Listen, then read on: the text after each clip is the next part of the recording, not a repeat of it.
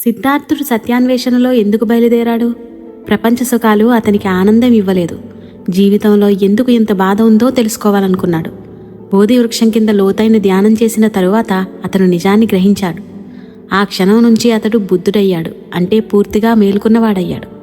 అతని జ్ఞానం మనకు చెప్పిన 4 ఆర్య సత్యాలు ఇవే. జీవితం దుఃఖమయం. దుఃఖానికి మూలం ఆసక్తి లేదా అంటిపెట్టుకోవడం. దుఃఖానికి అంతం సాధ్యం. ఆ అంతానికి ఒక మార్గం ఉంది. ఆ మార్గమే ఆర్య అష్టాంగ మార్గం.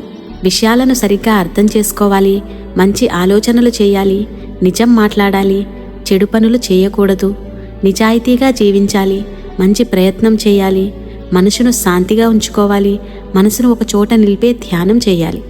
ఈ బోధనల ద్వారా బుద్ధుడు మనకు ముఖ్యమైన విషయం చెప్పారు. నిజమైన శాంతి బయట దొరకదు, అది మన మనసులోనే ఉంటుంది.